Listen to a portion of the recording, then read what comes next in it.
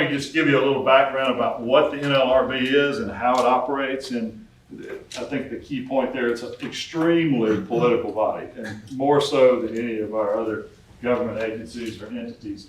And so, yeah, so I kind of set the stage there, give you a little bit of introduction about anybody really familiar with the NLRB, ever dealt with them in any way? Most, you have. Oh yeah, because yeah, that's right, because you've been in that world in the past, so you understand. You know, most people don't know, how they, who is the NLRB, how they get there, anything else. So, you know, who sets these in. So the NLRB is the National Labor Relations Board, and it's a quasi-judicial body, which means it's not really court, but it's not really it's kind of in between. But they set policies and they have cases before them. They're administrative cases, and they operate through regional offices throughout the country. And there's one in Birmingham, there's one in Atlanta, but we're part of the Region 10, which is based in Atlanta, the main office in Atlanta. But everyone in this area is part of that. But there is an office in Birmingham. So the NLRB has 5 members. They're appointed members, appointed by the president, approved by Congress. They serve staggered 5-year terms, and they also have a general counsel who really is appointed by the president as well, and who sets the agenda for the NLRB. And so remember that the general counsel is a very, very powerful person in the NLRB structure.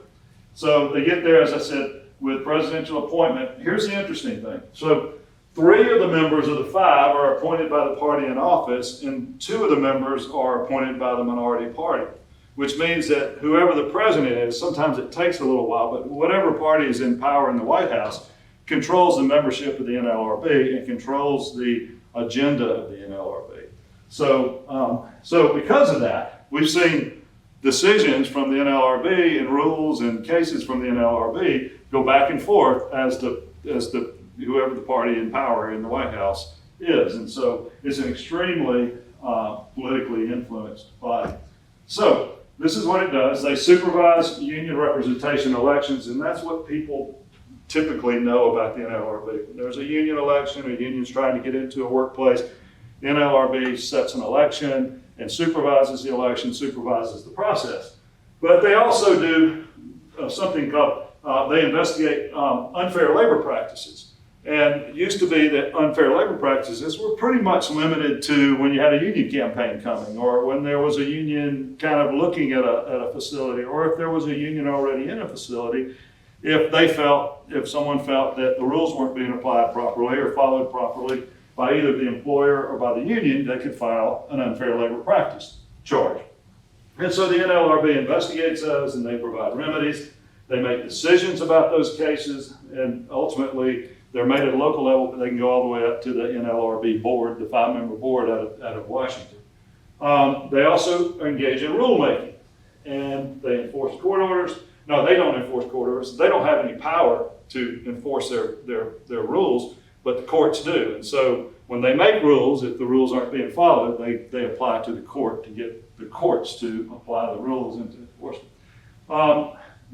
So they're really, really active. They have their fingers in a lot of stuff, and I'll talk more about that. So who sets the agenda? I think I mentioned that the general counsel sets the agenda for the NLRB, the cases that they're going to hear, what their priorities are, what's important to them, the kind of decisions that she would like to see, or they would like to see. The current general counsel is a lady by the name of Jennifer Abruzzo, very smart, very, very driven professional who has been working for the NLRB for a number of years, but she is also, prior to that, was special counsel for strategic initiatives for the CWA, Communications Workers of America, which is an extremely large union throughout the country.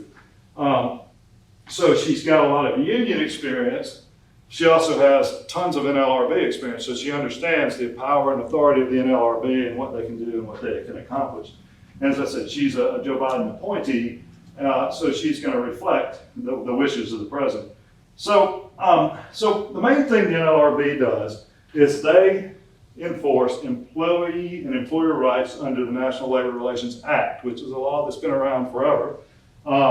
And so back in the 1930s, I believe, is when it was passed. And the key provision of that is this one. It's called Section 7. So you hear people talking about Section 7 rights, and that's a term that I'll repeat a couple of times. Where it says that employees have the right to organize, they have the right to join or assist labor unions, to bargain collectively through representatives that they choose, which is, what unions do when they're, trying to come up with contracts with employers, and to engage in other concerted activities. And this is where a lot of their emphasis is these days, is employees engaging in concerted activities. And then it also says, well, they also have the right to refrain from doing any of that. So they protect and enforce the rights of employees to do all these things, but if an employee doesn't want to, they're also supposed to protect the right of the employee not to do those things, or to be unfairly pressured or, required to do something that they don't wish to do.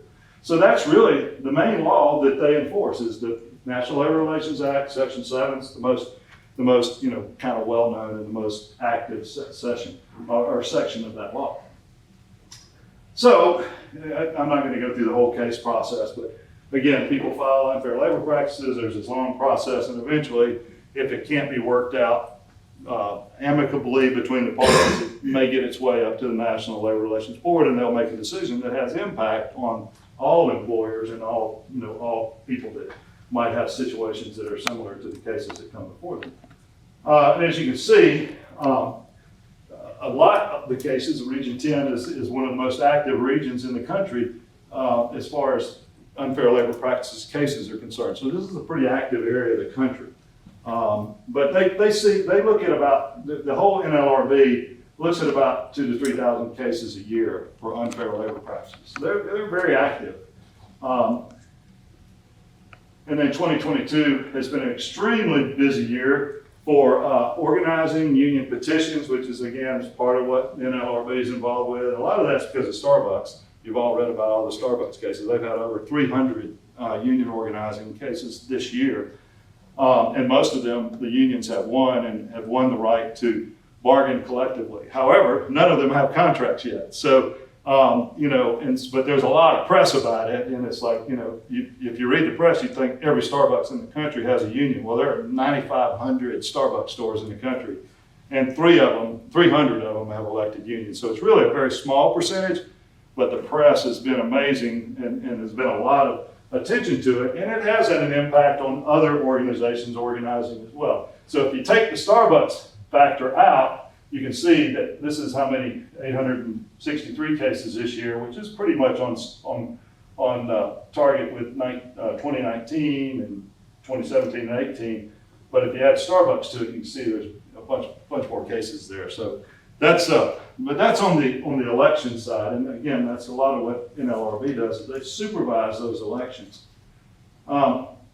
So I mentioned that politics is a factor. It's definitely a factor. Everything from, well, first of all, you can see that the administration, the current administration, has taken a very proactive, pro-union approach to everything. This is the Department of Labor site, and they now have a section on the Department of Labor site to teach workers how to organize their workplaces and to try to unionize their workplaces. You would have never seen that under the prior administration or under an administration that's not a pro-union administration, where the Department of Labor itself is becoming very active in trying to help people organize. The NLRB has a website where they encourage people to organize their workplaces and to form unions. And so they're not taking a neutral position. They're very, very active in encouraging organizing.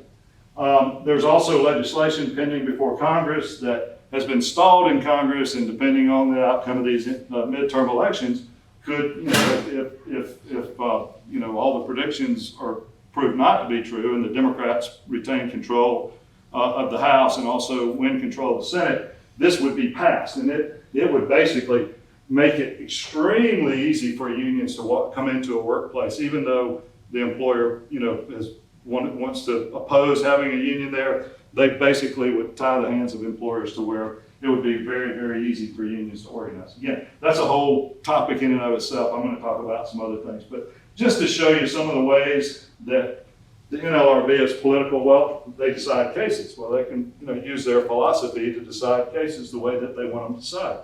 The regional directors that the NLRB appoints, they appoint people that are more favorable toward their view, which currently is very pro-union view. Their general counsel is an appointee who is also, has to be in line with the administration's, politics. Same thing with all the three members, majority members of the board.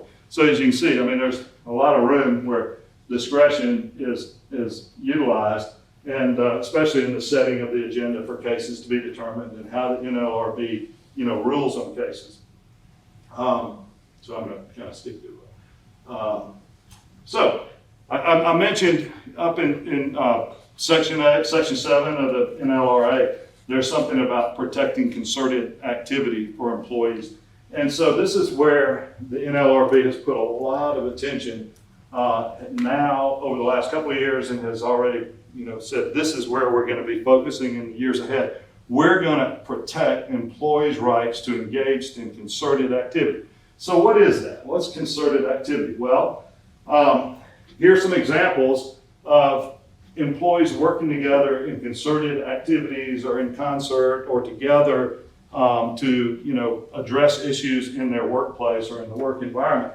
So the NLRB is working very hard to protect employees' rights to demonstrate or to protest the terms and conditions of their employment, to speak up about them, to be very active on anything dealing with the terms and conditions of their employment, whether it's their scheduling, their pay, their benefits, all those things that affect day-to-day employment life. To talk about pay openly and to really push for pay equity and to just openly discuss pay. Protected right, has been for years, and most employers in the last few years were like, no, you can't talk about your pay to someone else. Yes, you can. And if you get punished for doing that, the NLRB is happy to step in and file an unfair labor practice and to get involved in trying to promote open discussion about pay. To protect ability for people to engage in strikes, work stoppages, walkouts, saying things on social media about your employer and your work atmosphere, all protected. Racial and social justice discussions within the workplace, protected. Having union pins and buttons and stickers or social issue pins and buttons and stickers has been, the NLRB has been very aggressive about protecting the rights of people to wear things like that on their clothing. There was just a new Tesla case I'll talk about in a minute. To criticize the company, to criticize managers or supervisors, a protected right according to the NLRB. So these are just examples to record what's going on at work, to bring in cameras and take pictures. Most employers have policies that say you can't do any of that stuff. Well, the NLRB doesn't necessarily agree with that. And we'll talk about that in some of the policies we'll talk about. Even to use profanity in discussing things in the workplace or addressing a supervisor. NLRB, under the current administration, says, look, I don't care what words people use. If they want to protest a condition in the workplace, we're not necessarily going to tie their hands.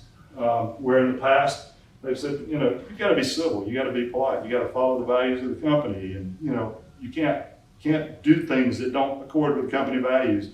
So they're really protective of people's rights to freely express themselves, to freely gather together and protest and make, complain or to criticize, the way that the company does business and to try to organize unions within a company. So this is, these boundaries keep getting bigger, and the current NLRB is very, very supportive of expanding those boundaries. And Jennifer Abruzzo has said that to her team, district managers, regional directors for the NLRB throughout the country, is that this is our priority. We want to protect and promote the people's rights to act in concert, to engage in protected concerted activity. So and this is why this impacts you if you have employees, even if unions have, you have nothing to do with unions and unions have nothing to do with you. It still has an impact on your policies and the way you enforce those policies and the way you conduct your business. Another thing that they've worked on very aggressively is joint employer status. And we were just talking about that in the staffing world, where now, a lot of people use staffing companies, a lot of people use subcontractors, a lot of people have franchises, like, McDonald's has franchises. There are people out there doing independent contractor work for Uber and Lyft and, kind of in the gig economy. The NLRB has engaged in some rulemaking, which I said they have rulemaking authority, where they're trying to say if two or more employers share or co-determine essential terms and conditions of employment, things, how somebody does their job, decisions about hiring, firing, discipline, all of that. If they even have the ability to exercise control over the employees, they could both be considered to be employers of that employee. So, like in an extreme application of this, which they're pushing for, Uber is responsible for drivers that are independent contractors all over the country. They're responsible for everything they do. A McDonald's, in the extreme application, McDonald's franchisee here in Gadsden could be, McDonald's corporate could be responsible for something that a franchise employee does, because they're both considered to be employers under the NLRB's liberal interpretation. And so they have pushed this, and there's going to be a lot of court decisions over the next couple of years, because it's going back and forth. The standard used to be, well, you have to exercise actual control over the employee in order to be considered a co-employer. And that was the more conservative standard, that if you're not, if McDonald's corporate is not doing anything to actually control this employee at Gadsden, then they're not a co-employer. But now, again, the NLRB says, well, if they have the ability, they share or co-determine things about any of these job conditions, then they might also be considered an employer. So that anybody that has subcontractors, you got to make sure that you do everything you can to preserve a separate employment relationship, so you're not responsible for everything that subcontractor's employee does. Same thing with staffing employees. So a staffing employee could be working for a big corporation doing a job, Honda, for instance, and Honda could end up being responsible for something a staffing company employee does. So that's kind of, again, a lot of this is going to be worked out in the courts over the next few years, but this is where the NLRB has gone through its rulemaking authority. Okay, so again, so the impact is, you might, if McDonald's, if an employee at McDonald's, or Starbucks, if Starbucks employees at a Starbucks franchise organized a union, then the corporate Starbucks may also be required to engage in bargaining, in collective bargaining with that union. So right now it would just be the franchisee. So that's one thing. The other one was unfair labor practices. Both of them would be responsible for unfair labor practices committed by the other. And then it could have, again, substantial impact on, if a subcontractor doesn't pay someone, well, the contractor could be responsible because they're considered a co-employer. If McDonald's franchise engages in overtime violations, well, if they can't get the money from them, they may be able to go to government, or a lawyer may be able to go to big McDonald's and get paid. So this co-employment thing is a big deal, and there'll be a lot of discussion over it. Again, this is probably 2 hours worth of legal mumbo jumbo in and of itself, but it's something to keep an eye on, because they are definitely taking an aggressive view on this. But as far as the employees are concerned, it's whoever their employer is that person that's listed on their W-2 tax form. Is that correct? As far as the employee is concerned right now, but if this other company that they're assigned to or doing work for, or working in concert with employees from, if they exercise control over them, or even have the ability to exercise control of them, the NLRB and the Department of Labor would take the position that both of them are responsible for anything this employee does, or both of them are responsible to this employee for anything that happens to them in the workplace. So that's why this co-employment thing is a pretty big deal. And companies are fighting it because they don't want to be responsible for somebody else's employees. They just want to be responsible for the ones they actually control on a day-to-day basis. But NLRB is taking the position that if you even have the ability or the potential to control these people in any way, then you're jointly liable for everything that happens with them. So again, it's really complicated, but it's something to just keep an eye on and make sure that if you have employees that might be subcontractors or, shared employees, PEOs are affected, everybody's affected by this, to make sure you have good insurance in place for employment liability, to make sure that you do everything you can to protect yourself from being a co-employer. And there's some things that they can do in their policies and the way they operate and the way they hire and fire and everything else. So again, that's a 2-hour in and of itself deal, but that's not the main focus here. I want to talk a little bit about the handbooks, because everybody has handbooks and everybody has, some potential exposure if their handbooks aren't following the NLRB's, more recent guidance and the things that they're going to continue. You're going to see some cases come out of the NLRB in the next couple of months. The prediction is that there's the whole slew of them about to come out that talk a lot about protected concerted activity, that talk a lot about handbooks and some of the protections for employees. So it used to be that if you had a policy in the handbook, the NLRB could look at it and say, well, that policy has the potential to stifle someone's ability to engage in concerted activity or to form a union. And so because of that, we're going to strike that down. That was the policy. And then in 2017, in a case with Boeing, they said, the NLRB, which was a more conservative NLRB, said, let's make sure that this rule actually does that, not just has a potential to do that, but this rule is so broad or so extreme that if somebody did try to express their concerted rights or to express their feelings or to attempt to organize or whatever, that it would actually keep them from doing that. If that's the case, then that's illegal. But now the NLRB has indicated it's going back to the Lutheran Heritage Standard, which focused on whether an employee could reasonably think that a relatively neutral rule was meant to restrict their rights under the NLRA, their rights to organize, their rights to engage in protected concerted activity, their right to speak up freely. And so the NLRB has said, we're going to look at handbooks. And they've already started looking at Starbucks handbooks, and they've looked at a lot of smaller employees' handbooks and started saying, you can't have that. Now, that's an unfair labor practice. And attempted to either make them change it or to even, assess monetary penalties. And so, if somebody got fired because of, say, breaching a confidentiality policy that the NLRB found to be illegal, then they can require the person to be rehired and back paid. So there's, NLRB has tremendous authority. And so the emphasis that they've indicated, they're going to look at confidentiality rules to make sure that they don't stifle the ability of people to speak up about their company, to make sure that they're going to look at non-disparagement rules. Anybody know what that is? Anybody have a non-disparagement policy in your handbook? That means you can't talk bad about the company to others. Well, they've said, that ain't gonna fly. You can't have a rule like that because people need to have the ability to talk freely about their company.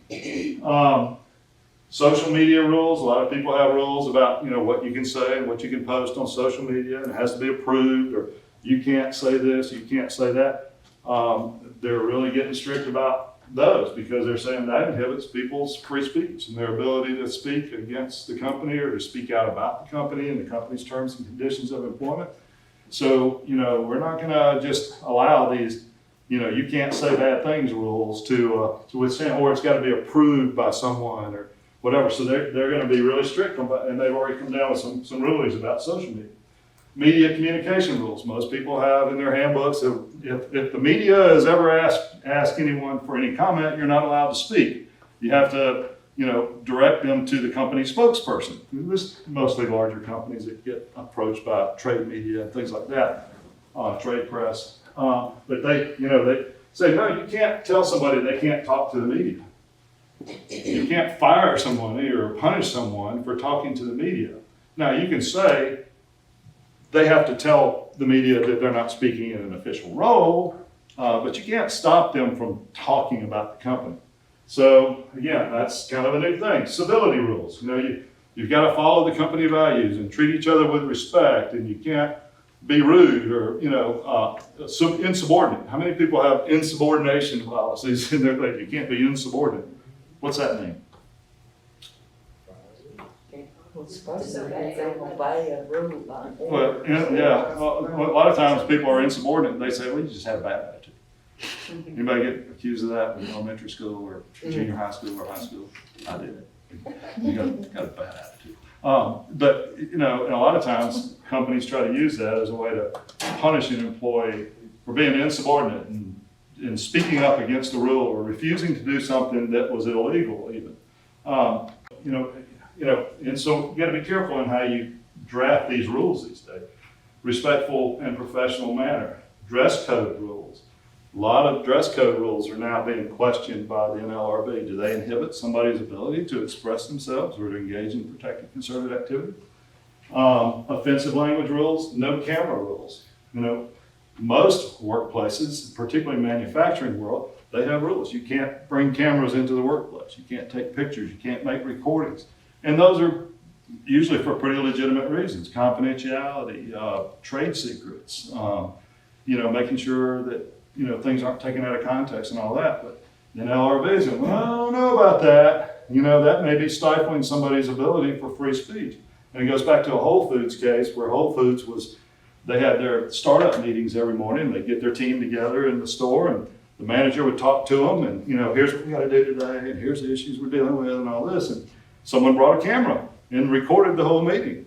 And that person got fired because they violated the camera rule. Well, one of the things that he was recording was people speaking up about some of the things that they didn't like about, their schedule or they didn't like about the working conditions at the store. And so it was, the ruling was, well, they were engaged in protected concerted activity and he had every right to record that because that was, part of the expression and part of the ability to, promulgate the expression of their concerns about the terms and conditions of employment. So this is where you're going to see a lot of rulemaking from the NLRB in these areas over the next year or so, particularly as long as this administration's in power. You're going to see more and more, because they've always said, we're going to address these issues. All we need are the right cases to be able to do that. So this is the Tesla case I just referred to. And this is one that's gotten a lot of people's attention because Tesla had a rule that said if you work here, you got to wear team wear. You can't just wear whatever you want. You can wear a black t-shirt, either plain or with a Tesla logo. And so that's our policy. And so people started showing up with these. That's not a Tesla logo. That's United Auto Workers who were trying to organize Tesla's plant out in California. And so it still has it's a black t-shirt, right? But instead of just a Tesla logo or a plain black t-shirt, it's got a union logo in there. And, it's kind of that's their theme, driving for a fair future. So here's what the NLRB said. Any attempt to restrict the wearing of union clothing or insignia is unlawful and inconsistent and consistent with Supreme Court precedent. The employer has a heightened burden to justify attempts to limit this important right. So, it goes back to Walmart. And it overruled the Walmart case. Walmart said, you've got to wear a uniform that protects and promotes the Walmart brand. And we want to protect our brand and want people to be able to identify our workers and all that. And they said, no. And so they had people trying to wear union stuff on their clothing. And so Walmart said, no, I can't do that. We got a policy against that. But now this Tesla case basically says, no, that's not the standard. Standard is, it's illegal to restrict it unless the employer can show an important reason for limiting that right. And so now it's shifted the burden back to the employer to say, you can't just have this rule so you can't wear this kind of insignia or anything on your uniform. You've got a burden to prove if somebody challenges it, why it's important that you can't have this kind of stuff. Why it's important that you maintain, a strict uniform standard and all that. So the employer now has the burden to establish special circumstances, and they said Tesla didn't establish that. Tesla didn't have a good reason for outlawing this. Now, a lot of employers have, uniform requirements for safety purposes. You got to wear this because you got to wear, steel-toe boots, and you got to wear a hard hat. And even some have taken the position that if you put a sticker on your hard hat, it might impair the integrity of the hard hat, which I don't think would probably hold up in a court of law. But, that was the way a lot of them kept union stickers off off of helmets in their workplace and things like that. But, so now, instead of an employer being able to just set the rules, and say, we've got good reasons for it, they would have the burden of proving why that rule is important and what the special circumstances are that justify that rule. And brand integrity might be one. It depends on, who's making the decision. Under this NLRB, it might not. So, if Walmart had the same situation now, and people wanted to come in and have whatever the cause of the week is on their uniform, or, put a union insignia on there or whatever, Walmart would have to show special circumstances that show that they're damaging the integrity of the Walmart brand, they're causing customer service issues, it's causing safety issues or whatever. And I don't know that they could meet this burden under this NLRB who makes these decisions. So this is going to be one that's going to be interesting to watch, because so many employers have restrictions on what people can wear and how they wear them. And so now the burden is, you better have it in your policy. The reason why we have this is because it's important that we promote our brand and that we preserve our logos and our branding, and for customer service purposes and the integrity of this, all the work we've done to build this brand, and anything that's, diminishes from that could be, harmful to the business. I mean, you have to have some real good justification right in your policy if you want to try to preserve those kind of policies. Does that make sense? Anybody got any questions about that? It's an interesting case. It's going to be interesting to follow the cases in the weeks and months ahead as more and more employers get challenged for having policies that restrict people's ability to wear certain things at work. Profanity. Under the current standard, employers have the right to discharge or discipline workers who engage in offensive and deeply offensive and abusive conduct, including racially inappropriate language or language of a sexual nature. In this General Motors case, this employee used the F word with his supervisor, and the employee got fired.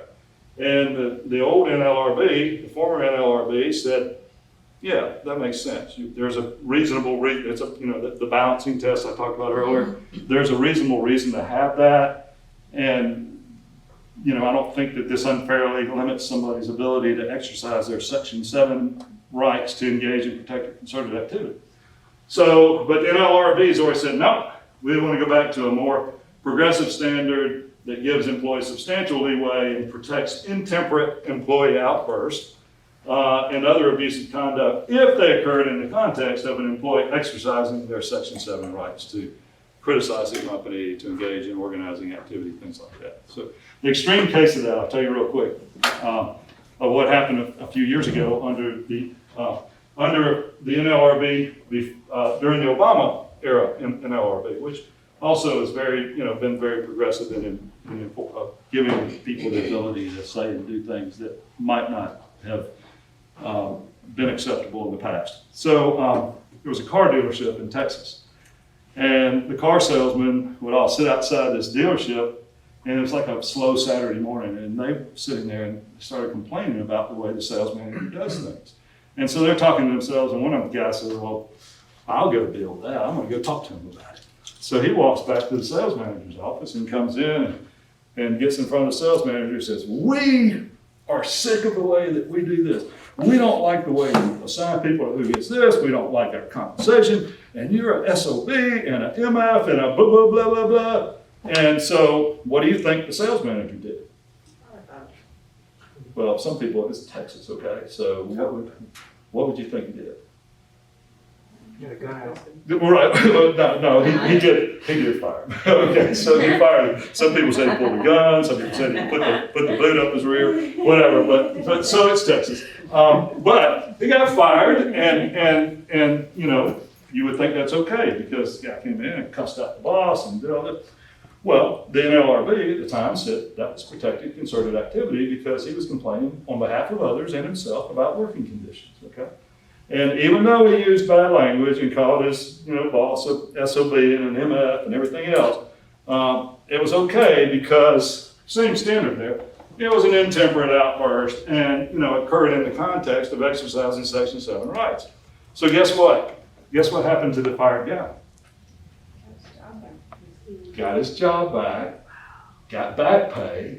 It probably took 6 to 9 months to even in there. So he had basically a 69-month vacation for cussing out his boss. Pretty good deal, eh? I mean, so that's an extreme way. So, if the NLRB gets its way, they'll get back to that standard, overrule this standard that says, you can't engage in this kind of conduct. It violates company values, it violates civility rules and all that.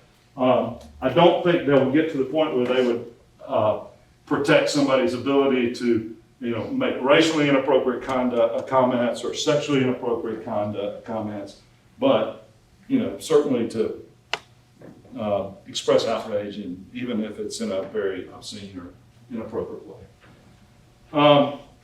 Confidentiality agreements, separation agreements, investigations, arbitrations. In the past, employers have been able to protect confidentiality for investigations, for instance. You can't talk about it to others. This is a confidential investigation. In severance agreements, when people go, put some confidentiality provisions in the severance agreement. You can't tell others about it, or you lose your severance. You can't disclose anything that comes up in the process. So all those protections have been in the past, but NLRB has said, we don't want people to have those confidentiality agreements, and we're going to strike those down because we think if people are complaining about their working conditions and they did it in the course of an investigation, and you're telling them they can't talk to anybody else, then you're inhibiting their Section 7 rights. And so if you put that in a settlement agreement or in a separation agreement, severance agreement, or anything like that, that you're basically inhibiting their ability to talk freely with other people about terms and conditions of employment at their former employer. So we're not going to enforce those. So you're going to see, again, I'm not telling you to go out and change all that today, but watch what happens here and be aware that, at some point, if you're going to be doing severance agreements, separation agreements, or their union arbitration awards, things like that, you may want to talk to your attorney about making sure that your confidentiality provisions will pass NLRB muster, because the cases are coming down, like I said, rapidly. So what might be acceptable this week might be, under an NLRB case next week, might be found to be inappropriate. Greater access to employer communications and property.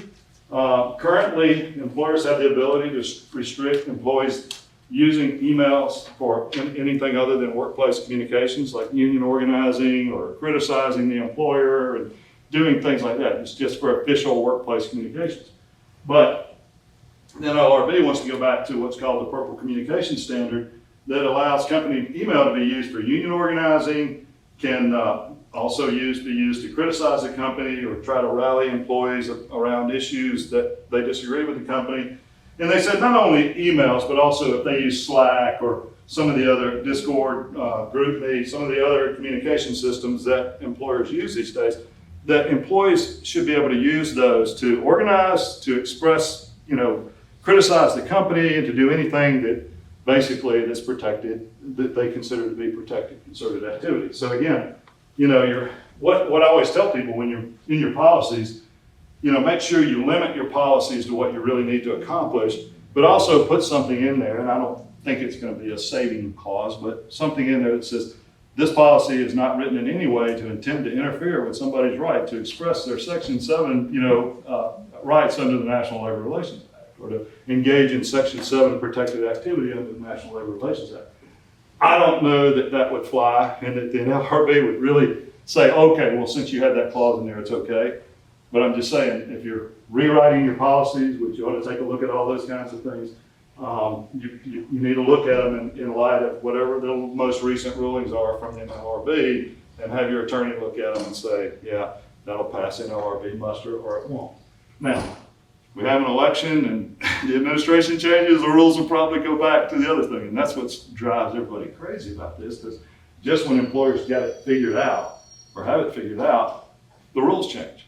And they're changing so rapidly. I've never seen it. And I've been involved in employment law for 30 years now. And I've never seen the rules changing the way they're changing now. I mean, it's crazy. And it's hard to keep up with it. I don't know if you have a good service that you get that gives you updates on what's going on in employment and employment law. But if you don't, I highly recommend you find one. SHRM does a pretty good job of, giving you the most recent, big developments, but there are others, like I get one in the morning, I can't even take the name of it, I will admit. But I get one every morning, and I'm looking at, and it tells you sort of a recap of some of the major changes going on, not only, nationally, but in different states and things like that. If you're not tracking that stuff and following that stuff, you can get left behind really quickly. Definition of independent contractor versus employee. Department of Labor just came out with some rules there. The NLRB is refining the qualifications of who really qualifies as an independent contractor. They say they want to go back to a standard that says the independent contractor has to have entrepreneurial opportunity.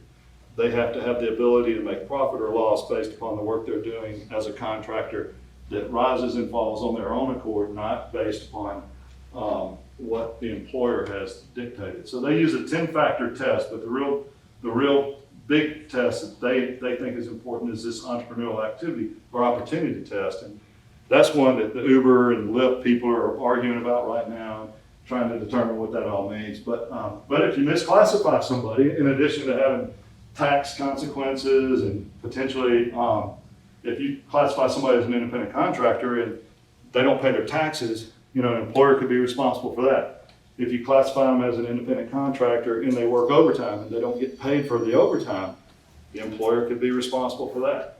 If, and they also could be considered an unfair labor practice. So that's an area, there's a lot going on. Again, some of the rules are just coming out. The Department of Labor just came out with an independent contractor rule and a co-employment rule. And so all of those things are things that you just need to be aware of and kind of keep an eye on, that you wouldn't think this NLRB would be impacting you, but they are. So keep an eye on that.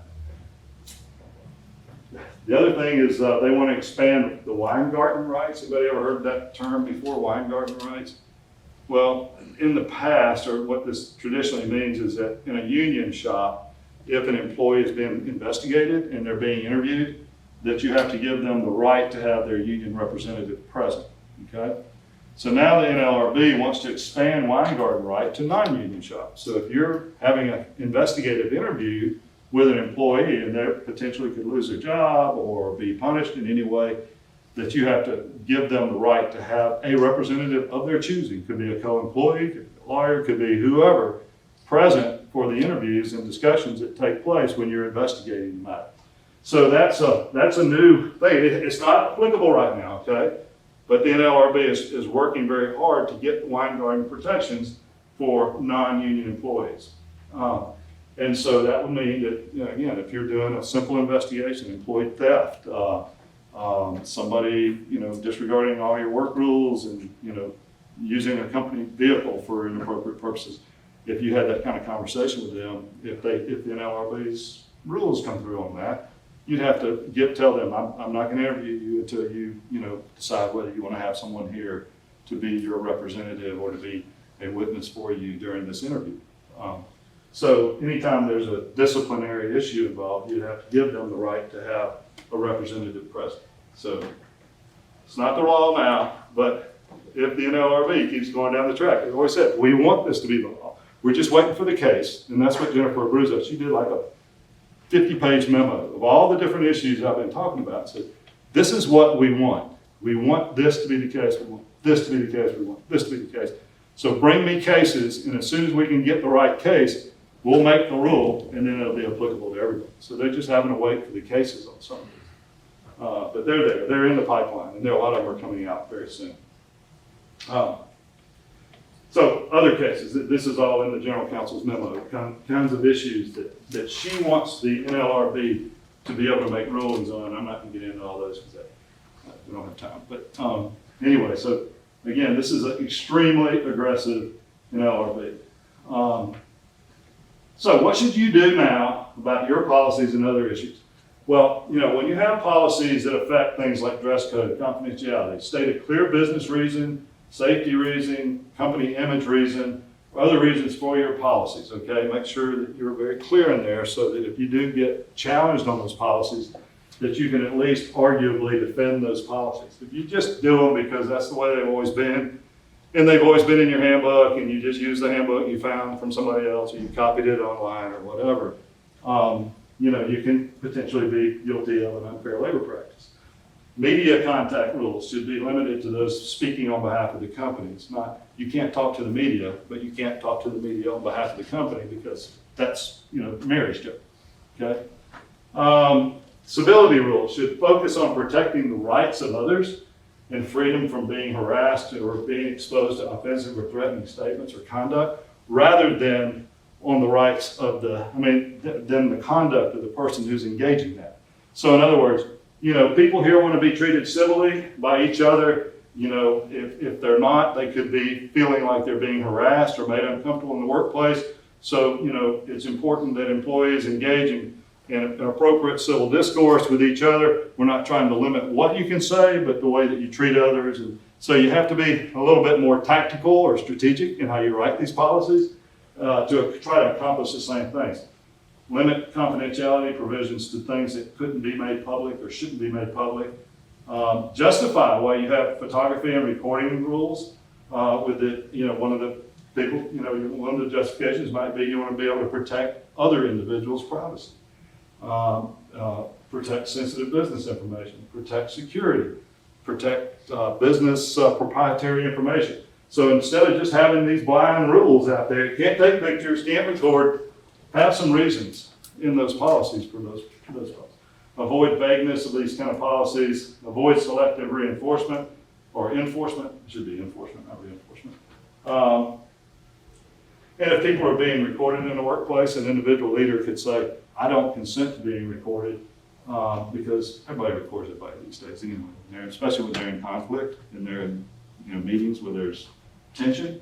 So I say rather than firing somebody or telling somebody that they're going to get terminated for pulling out the recorder, the leader that's running the meeting should say, I don't consent to your recording. And if the person still insists, then the leader can always say, well, we'll just meet another time. Or take a policy like that rather than saying, out of here, you're getting terminated because you're violating our camera policy. A dangerous move these days with the current NLRB and some of the current rules. So again, if you're rewriting your policies, which I really encourage everybody to take a fresh look at their policies, particularly on these subjects we've talked about. Talk to your attorney, have your attorney look at it in light of the recent NLRB rulings. And if you're not dealing with an attorney that has NLRB experience, they may not even know about these NLRB rulings, but they impact everyone. Doesn't matter if you get unions or not unions. So that's the main thing that I encourage people to understand. That was kind of a quick drive down NLRB lane. It's almost 12 o'clock. Got a few minutes for questions, and I apologize for having to kind of run through that so fast, but there's so much going on that it's exhausting. And just keeping up with it is exhausting. But like I said, if you're rewriting policies, which I encourage you to be doing, I'm working with an international company right now, helping them rewrite their policies to deal with some of this stuff. I'm not interested in doing any more policy rewriting, so go find someone else. But we'd rather be training and doing fun stuff and development.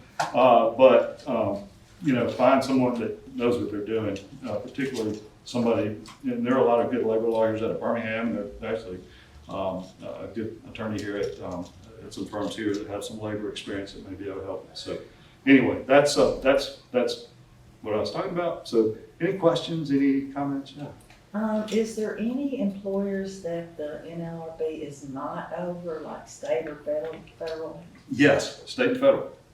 But there are state and federal, I forgot the name of it, Jeff, you may know, who oversees it's not the NLRB, but it's another group that's a federal government entity. They're not nearly as aggressive as these guys. But state and federal, if you're in a business that's engaged in interstate commerce, which is a very, very broad, if you get any goods from out of state, if you ship any goods out of state, if you use any kind of out of state products or services or all that, you're involved in interstate commerce. So almost every employer, and I think there's maybe like a $250,000 revenue threshold as well, but if you're above that, then you're under the NLRB's umbrella. Now, do they have their eyes on small employers? Not until someone complains, okay? But people are becoming much more aware of their NLRB right, NLRA protected rights, and now attorneys are starting to figure this out. Hey, you can make some money doing this, and so we're starting to see it coming down to a small business level. Unfair labor practice, unfair labor practice, unfair labor practice. You see, the Atlanta region, there are hundreds of cases out there. Good question, thanks. I should have clarified that at the start. Any other questions, comments? Is anybody surprised by all this? It's kind of like, wow, I didn't know that. Yeah. Well, if you don't follow it, you don't know it. But if you're not following it, you better, because if you have employees, it impacts you. Yeah. I do have a question. And with the state of Alabama being a higher real estate, higher will. Right. How does the NLRB, does that supersede? Doesn't have any impact whatsoever on it, because, it's just like with EEOC or any of the civil rights laws. It doesn't matter. I mean, employment at will is a very, very, I mean, it sounds good, but I mean, the exceptions have now swallowed up the concept that you can hire and fire anybody at any time for any reason, for any purpose. Now unless it's an illegal purpose, which all of these things, NLRB would say that's an illegal purpose, just as discrimination, harassment, and all that are illegal purposes. So retaliation, all those things. So, it's no protection against any of the laws. If somebody's breaking a law, it doesn't matter if you're at will or not. And so I've even talked to a lot of attorneys like me, they ought to just throw this whole at will thing out the window and make people fire people for cause, because if you don't fire them for cause, you just let them go, they're going to think you're firing for a illegal reason. You've been discriminated against, I've been harassed, you've violated my, protected concerted activity rights under Section 7. So it sounds good. And I mean, I'm an advocate of employment at will, because I think it gives both sides the ability to make hiring decisions and walk away decisions, but you can't do it if it's for any illegal purpose, or even the allegation that it's for illegal purposes. So, other questions, comments? All right. Thank you all. Appreciate your attention and time. Thanks for coming today. I encourage the HR community to continue to come together and talk about issues, to be aware of issues, to network. I'm a huge Sherman fan, and I've learned so much from them throughout the years. I know there's a chapter in Marshall County that I attend. I attend one over in Calhoun County. And this is our closest version to Sherman, is for us to be able to get together and network and do all that. So, I encourage you to keep coming and talk to other people that in the HR community locally. Encourage them to come, and let's use this as an opportunity to network and just get to know each other and exchange information and best practices and those kinds of things. So, anyway. All right. Well, thank you so much. I hope you all have a great day. Thank you. I just did this.